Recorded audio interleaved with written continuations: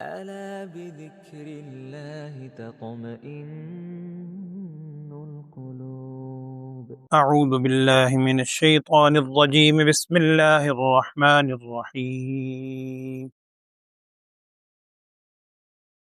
إن للمتقين مفازا حدائق وأعنابا وكواعب أترابا وكأسا دهاقا لا يسمعون فيها لغوا ولا كذابا جزاء من ربك عطاء حسابا رب السماوات والأرض وما بينهما الرحمن لا يملكون منه خطابا يوم يقوم الروح والملائكة صفا لا يتكلمون إلا من أذن له الرحمن وقال صوابا ذلك اليوم الحق فمن شاء اتخذ إلى ربه مآبا إنا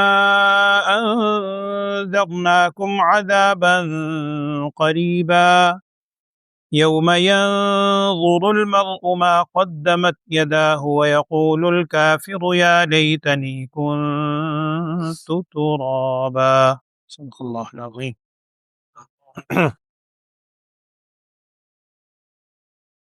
بسم اللہ الرحمن الرحیم.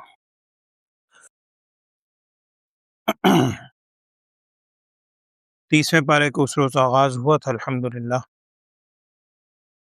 تیسویں پارے کی پہلی سورت سورہ نبا، اس کی چند آیات اس روز ہم نے سنی تھی.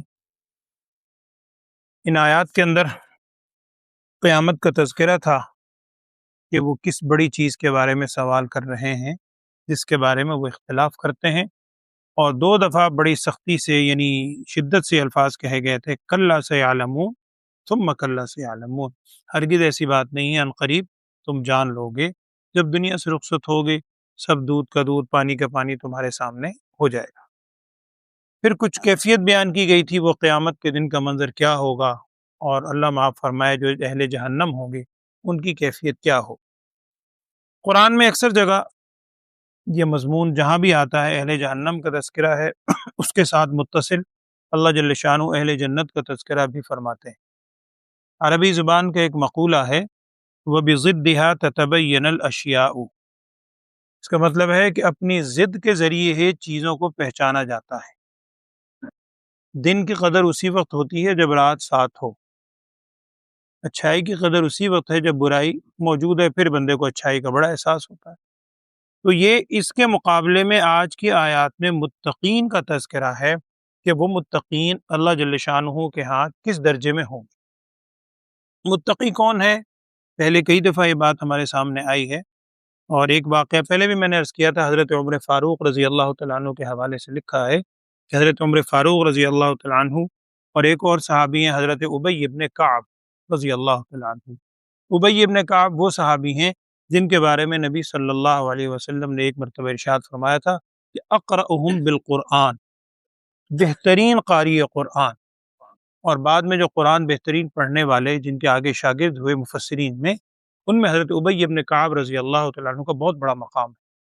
تو حضرت ابی ابن کعب رضی اللہ تعالیٰ عنہ سے ایک مرتبہ عمر فاروق رضی اللہ عنہ نے پوچھا کہ جی یہ متقین جو ہم لفظ یہاں آیا متقین تقویٰ، تو متقی کسے کہتے ہیں، کون متقی؟ حضرت ابی ابن کعب رضی اللہ تعالیٰ عنہ نے پوچھا حضرت عمر فاروق رضی اللہ تعالیٰ عنہ سے کہ آپ کو کبھی کسی خاردار راستے سے، کانٹوں والے راستے سے، جھاڑیوں والے راستے سے گزرنے کا اتفاق ہوا؟ کہا بالکل ہوا. کہنے لگے آپ پھر کیسے گزرے؟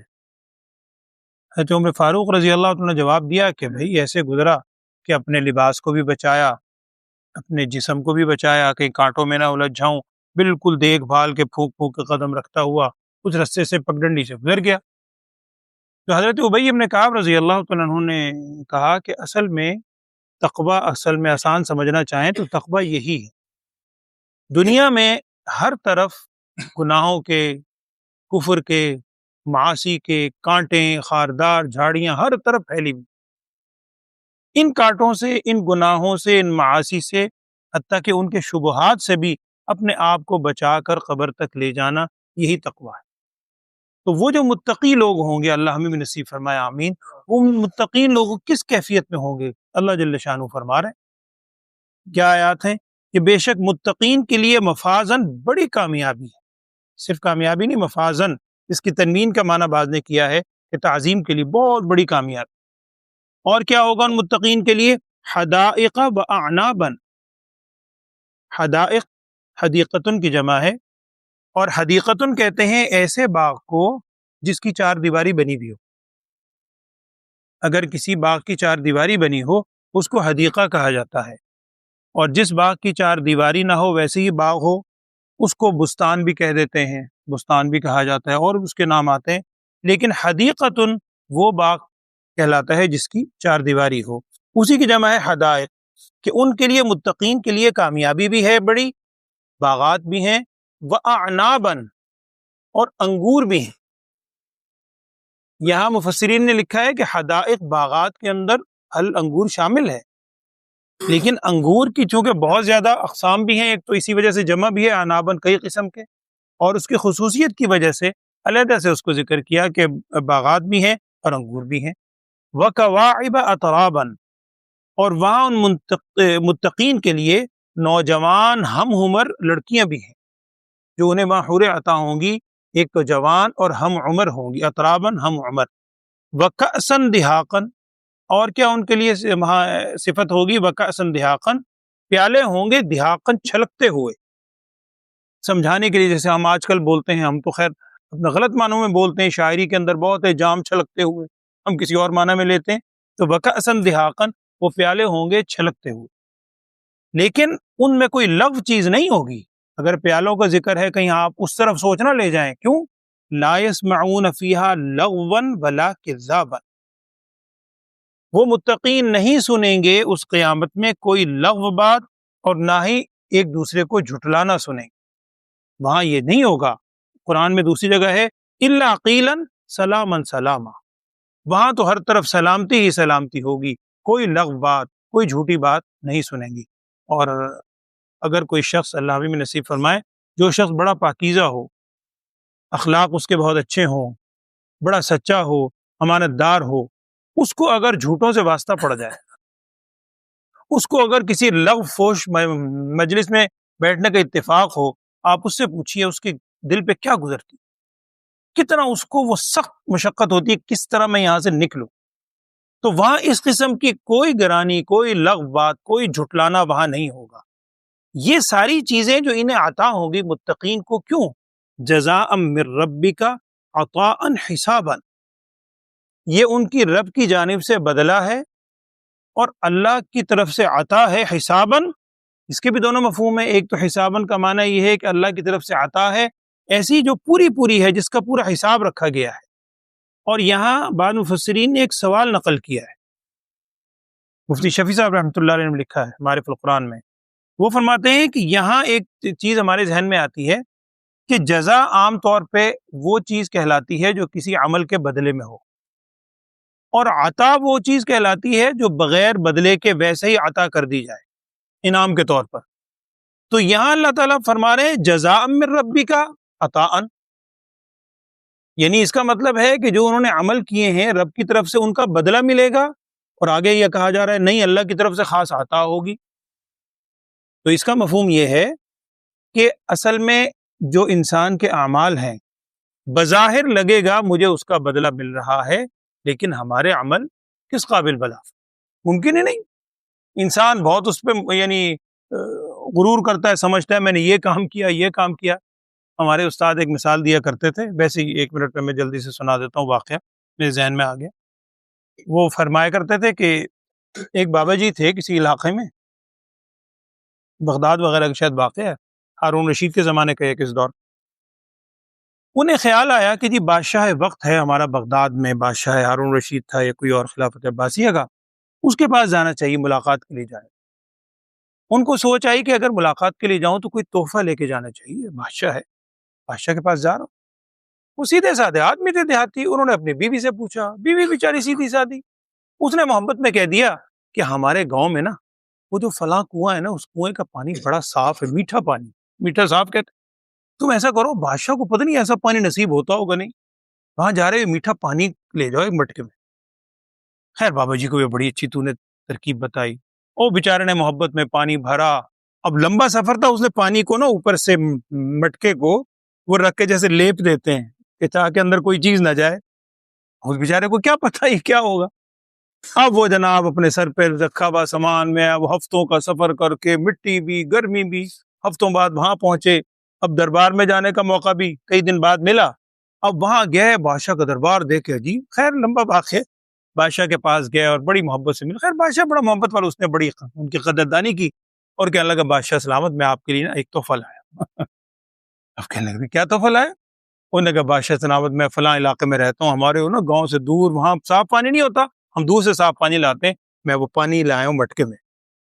بادشاہ نے کہا بابا جی سیدھا سا خیر، اس نے کہا مٹکا کھولو، اب مٹکا کھولا، اس میں بلبلے پڑ گئے، پانی ظاہری بات خراب ہو گیا، سڑ گیا پانی۔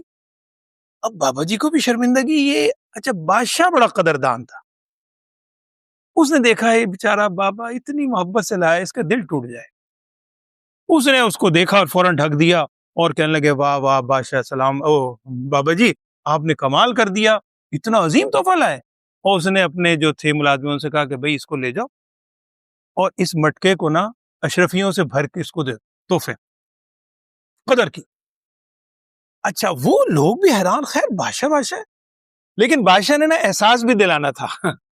بادشاہ نے اخیر میں کہا کہ ایسا کرنا، جب واپسی میں لے جاؤ گے نا تو دریائے دجلہ یہاں سے گزرتا ہے، اس دریا کے کنارے سے ذرا لے جا کے نا پھر اس کو ان بابا جی کو ان کے راستے پہ چھوڑ دیں۔ خیر وہ بندے آ گئے، بابا جی بڑے خوش کہ میرے پتہ نہیں بیوی کو دعائیں دے رہے ہیں کہ بڑی اچھی اس نے مجھے دی تھی یہ ترکیب، کیسی پسند آئی۔ اب وہ جناب جب روانہ ہوئے، وہ دریائے دجلہ دیکھا، بابا جی نے کہا دریا کا صاف پانی، شفاف، لہریں مار رہا ہے۔ انہوں نے پوچھا یہ کیا ہے؟ کہنے لگے پانی پی کے دیکھو۔ اب پیا تو بڑی شرمندگی بھی ہوگی، یار یہ تو، انہوں نے کہا یہ دریا، انہوں نے کہا اس دریا سے بادشاہ کے محل میں نہر جاتی ہے، وہ دیکھو نہر جا رہی ہے، بادشاہ اس میں نہاتا ہے۔ اب وہ بابا جی کو گھڑوں پانی پڑ گیا، کہنے لگا ہو، اب بڑا شکر ادا کیا کہ بادشاہ کی قدردانی۔ ہمارے استاد محترم فرمایا کرتے تھے، جیسے وہ بادشاہ کی تو خیر مثال سمجھانے کے لیے ہے، ہمارے اعمال جیسے بھی ہوں وہ اس بابا جی کے اس پانی کی تو حیثیت ہی کچھ نہیں اللہ کے آگے۔ اللہ کی قدردانی ہے کہ وہ عمل قبول کر لیتا ہے، جا بندہ میں نے تجھے معاف کیا، جا بندہ میں نے قبول کر لیا، جزاء من ربک، یہ اللہ کی طرف سے بدلہ ہے، بدلہ نہیں ہے، عطاء، اصل میں وہ عطا ہی ہے۔ یہ وہ اس حدیث کا بھی مفہوم ہے، آپ نے وہ حدیث پہلے بھی میں نے عرض کی تھی، نبی صلی اللہ علیہ وسلم نے ارشاد فرمایا تھا ایک موقع پہ کہ کوئی شخص بھی اپنے عمل سے جنت میں نہیں جائے گا، اپنے عمل پہ گھمنڈ نہ ہو، اللہ ہم سب کو معاف رکھے، اپنے عمل سے کوئی جنت میں نہیں جائے گا۔ ایک صحابی نے پوچھا تھا کہ یا رسول اللہ صلی اللہ علیہ وسلم آپ بھی؟ آپ صلی اللہ علیہ وسلم نے سر مبارک پہ ہاتھ رکھ کے یہ ارشاد فرمایا تھا کہ ہاں، جب تک اللہ کی رحمت ڈھانپ نہ لے۔ تو یہ مطلب ہے کہ بظاہر بدلہ ہے لیکن وہ عمل کا بدلہ تو ہو ہی نہیں سکتا، یہ اصل میں اللہ تعالیٰ کی طرف سے عطا ہے، جو انہیں عطا ہوگی اللہ میں بھی عطا کرے، آمین۔ اچھا کس رب کی جانب سے ہوگی؟ رب السماوات والارض وما بینہما الرحمن، جو آسمان و زمین کا بھی رب ہے اور جو کچھ اس کے درمیان ہے ان سب کا رب ہے، اور بڑا ہی رحم کرنے والا بھی ہے۔ آگے فرمایا لا یملکون منہ خطابا، اس سے بات کرنے کی کسی کو قدرت نہیں ہوگی۔ اللہ کے حضور کوئی، یہاں مفسرین نے لکھا ہے سفارش مراد ہے، سفارش کرنے کی کسی کو قدرت نہیں ہوگی، وہ آیت الکرسی میں بھی ہے نا کہ من ذا الذی یشفع عنده الا باذنہ، ہاں اللہ کی اجازت سے ہوگی، اللہ کی اجازت کے بغیر کسی کو بات کرنے کی ہمت نہیں ہوگی، اس رحمان کی طرف سے یہ بدلہ انہیں ملے گا۔ اچھا یہ بدلہ کب ملے گا، یہ کب ہوگا؟ آگے سن لیں، یوم یقوم الروح والملائکۃ صفا، جس دن اللہ کے حضور کھڑے ہوں گے روح الامین بھی، جبرائیل امین، والملائکۃ اور دیگر فرشتے بھی، صفاً صف باندھ کر۔ اکثر مفسرین نے اس کا مفہوم روح سے جبرائیل امین ہی لکھا ہے، قرآن میں دوسری جگہ بھی آتا ہے، تو اس سے مراد حضرت جبرائیل علیہ السلام کی خصوصیت کی وجہ سے الگ سے ذکر کیا گیا کہ اس روز کھڑے ہوں گے روح الامین بھی اور دیگر فرشتے بھی صف باندھ کر، آگے پھر وہی الفاظ ہیں لا یتکلمون الا من اذن لہ الرحمن، وہاں کلام نہیں کر سکے گا مگر وہی جسے رحمان کی اجازت ہو، رحمان کی اجازت، اور پھر جب وہ کلام کرے گا غلط نہیں کہے گا، وقال الصوابا، وہ وہاں بالکل درست بات کہے گا۔ اور آگے فرمایا یہ جس دن کے بارے میں یہ ساری باتیں تم سن رہے ہو نا، ذالک الیوم الحق، یہ سچا دن ہے جو لازماً آ کر رہے گا۔ فمن شاء اتخذ الی ربہ مآبا، بے نیازی دیکھے اللہ، یہ دن سچا ہے، یہ ساری کیفیت ہوگی، اب جو چاہے اپنے رب کی طرف ٹھکانہ بنا لے، یعنی جو چاہے نیکی کر لے، جو چاہے عمل کر لے، کوئی مشکل نہیں ہے، بڑی آسانیاں اللہ نے دی ہیں، کوشش کی بات، غریب کر لے اسے مل جائے گا، امیر کر لے اسے مل جائے گا، مرد کر لے اسے مل جائے گا، عورت کر لے اسے مل جائے گا، جو محنت کر لے، جو چاہے اپنے رب کی طرف ٹھکانہ بنا لے، ہے سچی بات۔ آخر میں پھر کیا کہا گیا؟ انا انذرناکم عذابا قریبا، بے شک ہم نے تمہیں ڈرایا ہے ایک قریبی عذاب سے، ان قریب وہ عذاب آنے والا ہے۔ کس دن آنے والا ہے؟ یوم ینظر المرء ما قدمت یدہ، جس دن آدمی دیکھ لے گا جو کچھ اس کے ہاتھوں نے آگے بھیجا۔ ایک مفہوم تو اس سے قیامت کا دن ہی ہے، واقعتاً قیامت کا دن تو ہے ہی، لیکن کچھ مفسرین لکھتے ہیں اس سے موت کا دن بھی۔ من ماتا فقط قامت قیامت ہو، جس کی موت آئی اس کی تو قیامت گویا شروع ہو گئی۔ تو اس دن انسان دیکھ لے گا جو کچھ اس کے ہاتھوں نے نیک اعمال آگے کیے، اور وَيَقُولُ الْكَافِرُ، یہ بھی سن لیں، کافر اس دن کیا کہے گا؟ قرآن کہہ رہا ہے یہ، یا لیتنی، کاش، ہائے کاش، کنت ترابا، میں مٹی ہو جاتا۔ اس کا ایک مفہوم تو یہ ہے، آپ نے وہ حدیث سنی ہے، نبی صلی اللہ علیہ وسلم ارشاد فرمایا کہ قیامت کے روز اللہ تعالیٰ زمین کو بالکل سپاٹ کر دے گا، چٹیت، اور سارے انسان، جنات، حتیٰ کہ جانور، وحشی درندے سب جمع ہوں گے۔ اور اس حدیث کا مفہوم ہے کہ اللہ جل شانہ جانوروں میں بھی اگر ایک نے دوسرے پر زیادتی کی ہوگی اس کا بدلہ دلوائے گا۔ اور آگے فرمایا کہ اگر ایک سینگوں والی بکری نے بغیر سینگوں والی بکری کو مارا ہوگا تو اللہ جل شانہ اس دن قیامت کے دن دونوں جانوروں کو کھڑا کرے گا، بغیر سینگوں والی بکری کے سینگ پیدا کرے گا، سینگوں والی بکری کے سینگ ختم کرے گا، اور وہ اس سے اپنے مار کا بدلہ لے گی۔ جانوروں میں بھی بدلہ دلوایا جائے گا، جزا۔ لیکن آگے الفاظ یہ آتے ہیں کہ یہ سارا ہونے کے بعد ان جانوروں کو حکم ہوگا کہ تم مٹی ہو جاؤ۔ اب جب جانوروں کو یہ حکم ہوگا کہ تم مٹی ہو جاؤ، اس وقت کافر کہے گا کاش کنت ترابا، آج میں بھی مٹی میں مل جاتا، یہ جو عذاب آیا ہے یہ میرے سامنے نہ ہوتا۔ اور بعض مفسرین نے ایک عجیب معنی لکھا ہے اس کا، یہ تفسیر عزیزی میں اور اس میں بھی ہے، وہ فرماتے ہیں اس کافر سے مراد کافر اعظم ہے، شیطان، ابلیس۔ وہ قیامت میں یہ کہے گا جب وہ دیکھے گا کہ یہ جو مٹی کی مخلوق ہے، خاکی، ان کو اتنے اعزازات بھی مل رہے ہیں، اور میں نے اس خاکی مخلوق کو ہی انکار کیا تھا سجدہ کرنے سے آدم علیہ السلام کو، تو وہاں وہ یہ کہے گا کاش، یا لیتنی کنت ترابا، میں بھی مٹی ہی ہوتا، مٹی کی مخلوق ہوتا، نہ میں وہ آگ والا ہوتا، نہ میں تکبر کرتا، نہ آج یہ دن دیکھنا پڑتا۔ واللہ اعلم، دون اس کے اندر استعمال ہے۔ اللہ تعالیٰ ہمیں عمل کی توفیق عطا فرمائے۔ ترجمہ پڑھ لیں جلدی سے۔ اعوذ باللہ من الشیطان الرجیم، بسم اللہ الرحمن الرحیم۔ ان للمتقین مفازا، بے شک متقین کے لیے بڑی کامیابی ہے، حدائق و اعنابا، ان کے لیے باغات ہیں، واعنابا اور انگور ہیں، وکواعب اترابا، اور ان کے لیے نوجوان ہم عمر لڑکیاں ہیں، وکأسا دہاقا، اور ان کے لیے پیالے ہیں چھلکتے ہوئے، لا یسمعون فیہا لغوا ولا کذابا، وہ نہیں سنیں گے اس جنت میں نہ تو کوئی لغو بات اور نہ ہی آپس کا جھٹلانا، ان کو کوئی جھٹلائے گا نہیں۔ جزاء من ربک، یہ بدلہ ہوگا ان کے آپ کے رب کی جانب سے، عطاء حسابا، یہ عطا ہوگی بے حساب، اللہ کے عطا کردہ ہوگی۔ رب السماوات والارض، اس رب کی جانب سے جو آسمانوں اور زمین کا رب ہے، وما بینہما، اور اس کا جو ان کے درمیان ہے، الرحمن، اور بڑا ہی رحم کرنے والا بھی ہے۔ لا یملکون منہ خطابا، اللہ کے حضور بات کرنے کی اللہ کے سامنے اس دن کسی کو قدرت نہیں ہوگی، مالک نہیں ہوگا۔